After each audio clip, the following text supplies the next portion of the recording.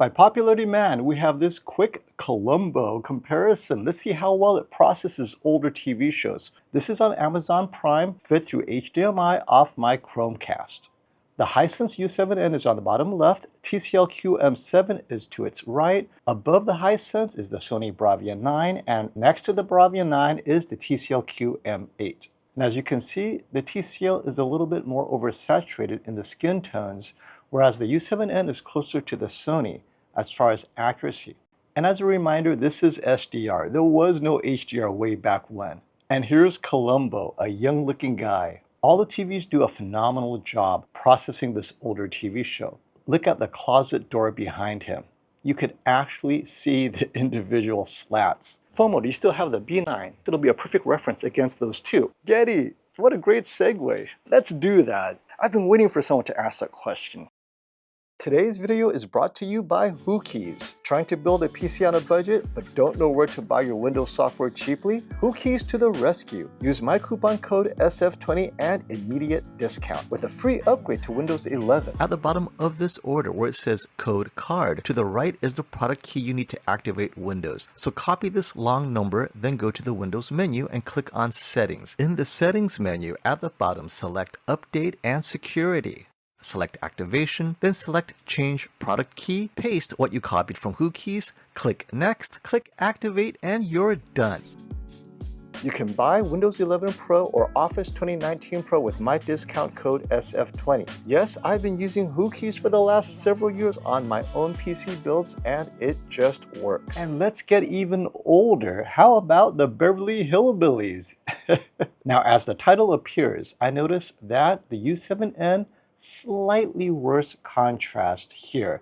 And I love black and white images because it helps you identify contrast better than color images, right? And in this scene, it does appear that the U7N is just a touch behind the QM7 in contrast. Now let's get to sports motion processing. I've slowed everything down for tennis. Focus on the ball. Looking pretty good, Hisense. Let's slow it down even further to quarter speed. The ball is pretty clear on the U7N and on the QM7. All four TVs are set to sports mode, and on the Sony it's vivid mode. They all look pretty good. I would choose any of these TVs for sports, as they all get bright enough, no doubt. Now let's get on to the rest of the review. Now, thank you again, Jennifer Gala. This is her content on YouTube. If you notice, the U7N is a little bit brighter. Out of the box, it's definitely the brighter TV. And this is the thing with the U7N. I think it may be too bright out of the box. This brightness actually does it a disservice because it kind of clips everything now. Let me do a quick setting so you guys can see what I'm talking about here. So we'll start with the QM7. So movie mode is its most accurate mode, right? Brightness is 100.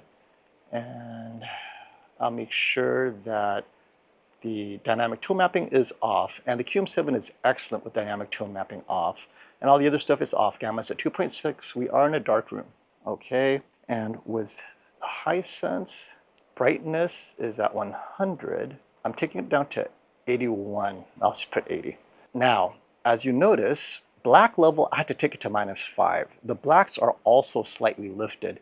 If I go to 0, which is where it's at out of the box, shadow detail is a bit too lifted, so I'm taking it down to -5. And so out of the box, you guys are gonna have to make those adjustments unless they fix it in firmware, right? Classy is suggesting to lower the brightness, change local dimming from high to medium. And if that doesn't help, you can lower the I tried to lower the contrast. It made everything worse. So contrast is not a solution. I tried that. Gamma doesn't work. It's fixed at ST2084 for HDR. So all we have left is local dimming. So, and let's change local dimming to medium and see if that helps. This is live setting changes, my friend. Thanks, Classy, for that suggestion. Let's do this. Here we go. You saw it here first. Local dimming doesn't change anything.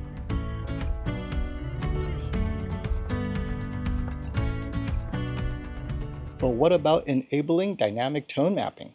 This doesn't change the brightness per se, because the lava brightness stays the same. It just changes the midtones a bit. So remember, we had it on. I'm going to turn it back off again because it's over brightening the midtone, so now it's more accurate. Yeah, contrast is that standard 50. If I lower it any more, you notice brightness doesn't really change that much, but the contrast just gets sucked here, right? So we'll keep it back at 50. I know many of you are wondering, would calibration help? Maybe, probably, but then wouldn't you rather save 50 bucks and get the QM7? If you need to get all that work done. Thank you so much for those suggestions, classy. Okay, so tone mapping needs a lot of help here. Take down the exposure, you guys can see that this is not a super duper bright scene, but the detail is definitely lacking compared to the QM7, right? So we're talking about right here where the clouds are. On the QM7, you see fine detail of those clouds with that sun behind it. Not as much on the U7N, which is a bit of a disappointment to me. U7N pushes brightness so hard, you lose some of that color saturation. It's mostly yellow rather than gradations of orange. So maybe it's for maximum impact you're getting that, but it's not like your dynamic range is better. It's just everything feels a little bit brighter. It's so bright, right, that the U7N has clipped skin tones. Brightest part of his elbow on his arm, his mid-arm, right? You see some skin tone gradations on the QM7.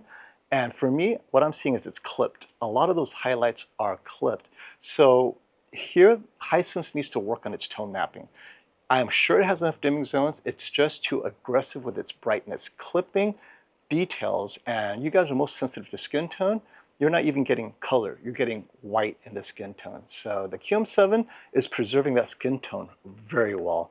Definitely the U7N, very bright TV. I think they erred on the side of brightness.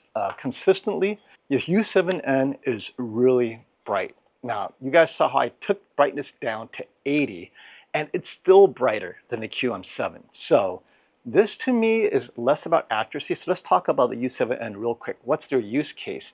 This is not a darkroom TV. It is way bright than it needs to be for accuracy, but in a bright room, who cares, right? So if you're in a bright room, you really want that brightness. This U7N is super bright in a bright room. And again, thank you, Jennifer Gala, for making this kind of video possible. You're killing it. I love it. I think the black levels on the QM7 is a little bit better. The contrast in black levels on the U7N is a touch behind the QM7, even at 1000 nits. And definitely, it's a touch more lifted than the QM7. There's no doubt about it. And you guys noticed, I took black levels down to -5, right? If I took it any lower, I fear that I may lose some shadow detail. So this is with shadow detail on the U7N adjusted downward by -5, and brightness is adjusted downward to 81. So you see what the QM7 is doing, right? It's trying to give you that pop, and by doing so, it's over darkening the area around the fencers. Whereas the U7N, there's a bit more uniformity, so it's not doing that as much, but then effectively though, the QM7 still looks better. So the Bravia 9 brightness, everything about it is going to be referenced as far as its accuracy is concerned. This is how bright everything should be. This is how their tone mapping is. QM8 looks nearly indistinguishable from the Bravia 9. And so it goes to our original conversation. Wow. And remember, the Bravia 9 is calibrated. The QM8 is not. The QM7 is not. The Bravia 9 has the most color saturation, which is most accurate. This is at the brightest levels. You're going to get the most color on the Bravia 9, and it preserves the specular highlights and the brightness, right? The QM7 is actually pretty good, right there with the QM8, and the U7N feels like it's lost some of that pop, right? It's lost some of that color saturation. Although all of them are bright, there's going to be this one scene where you're going to look at the blue paw on the salamander right after this. Oh, there we go. I'm going to stop right here. Oh, my friends, this is where the QM7 just sold a lot of TVs.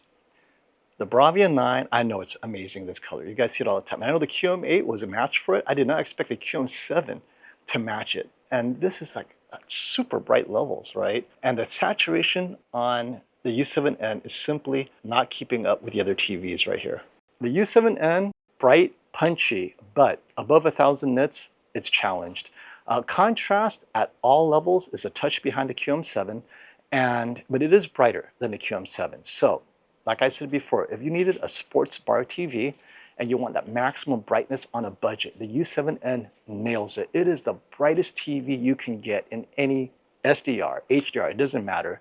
It will make the compromises to get to that brightness level. So for the extra $50 that U7N is currently, you're paying for extra nits.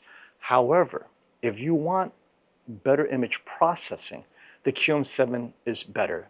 Tone mapping, contrast.